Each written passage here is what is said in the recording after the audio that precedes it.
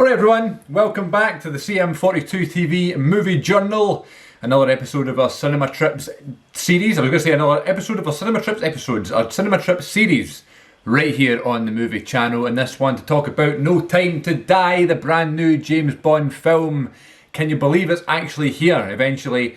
And just warning, there will be spoilers in this video, so if you have not seen the film yet, first of all, what are you doing? It seems to be the only film out right now. Watch this, I'm going to go into the Cineworld app, right?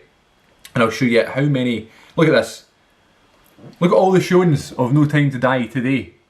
Just today, and it's been out a week. It's crazy, it's taken up every single cinema. It's that in Shang-Chi, Candyman's still out as well, and The Addams Family 2. The Many Saints of Newark as well, which I've not seen. Anyway, yes, so there will be spoilers. But I'm assuming if you are watching this video, you've either seen the film or you have seen the film numerous times, or maybe you've watched other reviews and you know what happens. So just heads up. It's not going to be too, well, in fact, yes, never mind. Forget what I just said. Lots of spoilers in this video. Alright, you have been warned. If you're still here, you've obviously seen the film, and hopefully you've enjoyed it as much as I have. Now, the reason I kind of wanted to make this video, I've not been making, cinema reviews for every single film that I went to see this year, just because I don't have that much to say about everything, I can go and see a film and just enjoy it.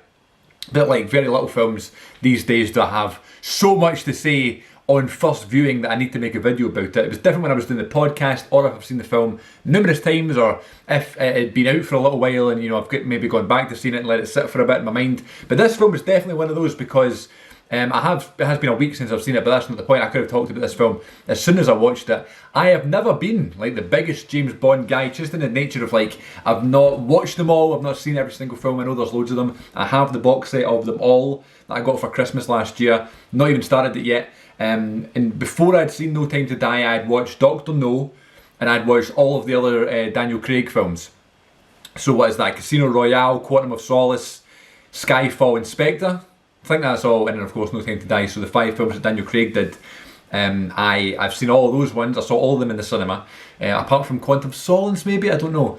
But anyway, he to me is James Bond because he's the only one that I know, and he's the only one that I've really seen. Obviously I've watched Dr. No, but again that was like much later. I think I watched it for the first time in 2018, 2019 or something. So I'm really looking forward to do a proper watch through them all. I was going to do like a watch through and do like a video of each one. I'm not sure if that's going to be the case. I don't know if I'll have so much to say about each one. Maybe I'll just do a quick couple of minute wee handheld review or something. I don't know, might be quite cool for the channel since there is so many. But yeah, not that being the biggest guy for Bond, not because I don't enjoy them. Every single one I've seen I've really enjoyed, but just I don't know as much about it as Marvel or Star Wars or Harry Potter or whatever. So going into this film, I actually wasn't supposed to see it I saw this on release day. I wasn't supposed to see it on release day, but my mum wasn't well, so I had to, I took her ticket. She was supposed to go with my dad, so I took my mum's ticket. She's fine now, by the way, but she was just ill that day. So I went with my dad that night, and it was just a brilliant experience. Seeing it on release day, it was a packed cinema, and it was also in one of the new cinemas here in Glasgow, and it's in the View. And because it's a brand new View, every single seat and every single screen has like those amazing leather recliner chairs, so new that you can still smell the new leather off them. Loads of leg room, you get a wee table. It was just, and I mean, I also don't love long films. I've made that clear before publicly and on the podcast and on YouTube and stuff. Films that are closing in on 3 hours, I'm just a restless person. I get bored easily, I get distracted easily. I'm not good at sitting still and not doing anything for that length of time. It's just the way I'm wired, and I do think it is a generational thing. My dad can sit through a 4-hour film or whatever and not even batter an eyelid, but for me, I need to go and do something. I can do that, but I need to make sure, I need to prepare myself for it, or take breaks. Not even breaks, just pause it for a bit and go to the toilet or something, you know what I mean? I just can't sit that still for that long. Since it's 2 hours and 47, it's not that long, it's not that big of a deal. But still, when you're closing in on 3 hours, you need to kind of commit to it, don't you? And it's good to see films like that in the cinema. There's less distractions and stuff, you can properly be immersed. And the reason I bring that up in terms of the length of the film is that I just was not bored at all. I'm someone that has a really bad attention span, really restless, as you can probably tell. I'm always fidgeting and talking with my hands and stuff. But I had no issue sitting through this for 2 hours and 47 minutes. It flew by like that. Not just because there was all this like great action going on, but it's just a really good film. Like the writing's great, the story's really good, and it's nothing as well with like some James Bond films, if you've not seen too much of the stuff before, there's lots of things that go over my head in terms of like the names of certain things, maybe like there's like a code name, callbacks to old films, and trust me, No Time to Die is flooded with callbacks that I didn't even know. My dad had to clue me in on it because he's such a big Bond fan and he's grew up with Bond and stuff. So it was also really nice to go and see Bond with him, you know, because he goes to see films like Marvel and stuff, right? That we kind of like, he loves. But we grew up with those films because they came out, you know, in 2008 onwards. Whereas we were going to see this film with him, and he grew up with all the different sort of actors playing Bond, all the different generations of Bond. You know, the first Bond film came out before he was born. So it was really nice to go and see like one of his films with him, and it just was a nice sort of experience because of that. And yeah, it didn't drag at all. Really, really good film. Really easy to watch. It's funny at times, which you always need in films like this. That's why the Avengers films are always so good, and the Star Wars films and the Harry Potter films, they're so long and they get away with it because they have wee funny moments to kind of break up the real serious nature to them, you know. I just had such a great time. And then of course we have Rami Malek playing the bad guy, the villain in this Bond film. Again, I don't know all the classic Bond villains and stuff like that, but I thought he was brilliant. He's just a weird guy in the nicest way possible. I think he's amazing. He's just, the screen's like electric when he's on screen. Like, it's just, you can't take your eyes off him. And he's like, there's a few other actors like that out right now that's almost like coming up through the kind of ranks of being in lots of different films now, but he's definitely one of them. I know he's been around for a while, but obviously I, like many, discovered him with Bohemian Rhapsody in 2018, and ever since then I've just been like, he's got this kind of like just infectious personality that he's just, and this energy that you watch him and you're just like, well, even when he's on interviews and stuff, he's just in the nicest way strange, and like in a really good strange, a really good weird, you know. Just really interesting to watch. So seeing him in a Bond film where there is lots of interesting gadgets and action scenes and flying cars and things like that, it's he fits in perfectly. Another person that fit in perfectly and who's also coming through the ranks is Ana de Armas. And of course, like many, I saw her like breakthrough in Knives Out in 2019. One of my favourite films in the last 10 years. It was just an amazing film. And the fact that Daniel Craig is in that as well with Ana de Armas just makes this kind of film. I've got a soft spot for this film even more now because I love Knives Out so much. But Ana de Armas was so good, and I knew she was in it because of like, I follow her on social media and stuff like that, and obviously the adverts of the film, she's like predominantly featured as one of the main people. But she's only in it for like 10 minutes. She's in like 1 or 2 scenes, and I would have loved to have seen more of her. Now obviously, as I said, spoiler warning, James Bond does not survive in this film. And of course there's a new 007, and you know, there's other stuff that's going to be going on that they could maybe follow through with another Bond spin-off sort of thing. They could easily have Ana de Armas' character come back and do something. Maybe it's going to be a spin-off, maybe it's going to be its own thing, maybe it's already been announced and I just don't know, you know. But that was really, I just thought she was brilliant. I loved her scene.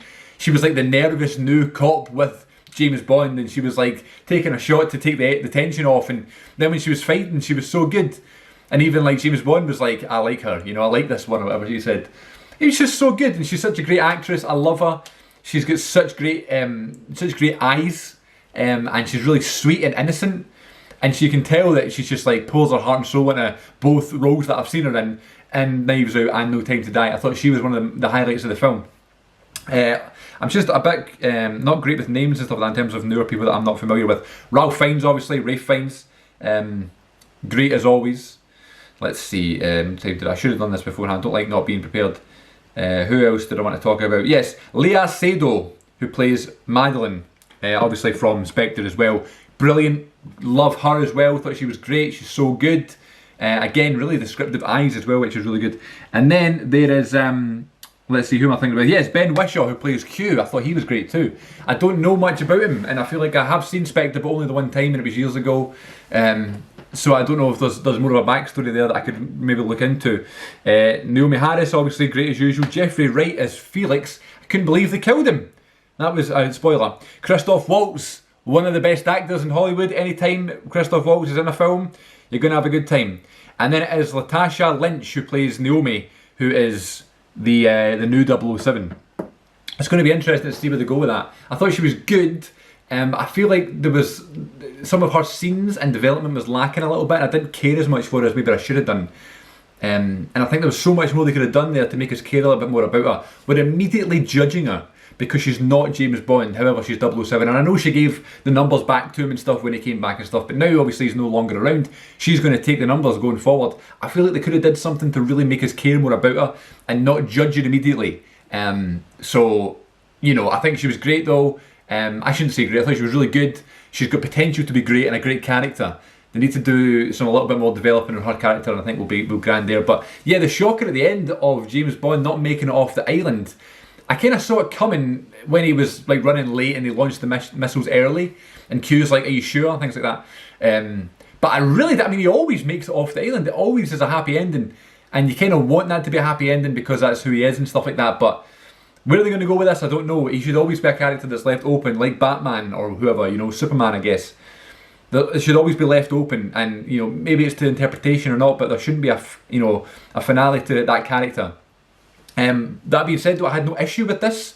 Had no issue with the death. I was quite happy. It was a really good ending, really well-rounded story. And of course, this is Daniel Craig's last film. They said that in Spectre 2, though. You know what I mean? Now he comes back, and now it's like officially this is his last one. There's no way he can come back now. A really emotional scene. You can see it in his face as well. It's almost like he's saying goodbye to the character, which I really liked.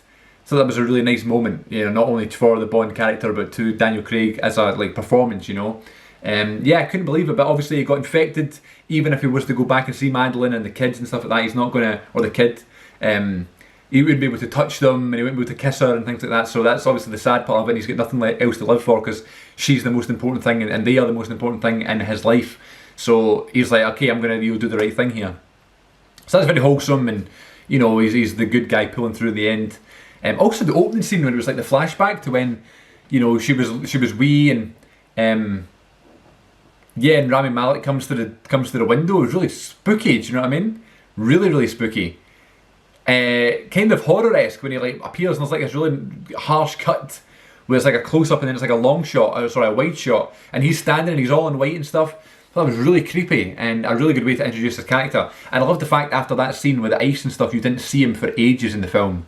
You know, I thought that was really cool. A couple of really cool like car chases and stuff, as you can expect in a Bond film. The shot that's in all the trailers with like the motorbike, and he drives up the ramp and he goes over the kind of like stone wall up the next level. Really cool. Cool to see that in the big screen. A film made for the big screen. Do you know what I mean? Like just any Bond film is anyway. And I think any film, if you can see any film in the cinema, then go for it. But especially films like Bond and stuff where it's just an epic spectacle. But I love the film. It's currently sitting at my favourite film of 2021. Not the greatest deal of competition because of the weirdness of the year. But I love the fact that this has come in. You know, I know it's a little bit of a delay in the release, but I love the fact this has just come in and it's totally like shot right out to the top of my list. Do you know what I mean? So it's going to be interesting in a few months where we look back at 2021 and we find what the best films were. No Time to Die will definitely be in my top 3/5. Right now it's sitting at number 1. So yes, very interesting. If you've not seen it yet, I've just ruined, you know, this horrible thing for you, and I apologise for that. But definitely go see it. My mum and dad are going to go see it tonight, so my dad's going to be seeing it twice. He just loved the film as well. So that was really cool. And yes, thumbs up all round. The No Time to Die song by Billie Eilish. I wasn't the biggest fan when I listened to it. I think I reacted to it on the main channel. But it worked so great. The opening credits, always in Bond are great, but it worked so well in those opening credits. She's got such a, you know, a unique and interesting voice too. So yeah, I loved the film. So hope you did too. Let me know what you thought of this video and No Time to Die. Please let me know. And I'll see you all in the next video right here on the CM42 TV Movie Journal. Hurrah!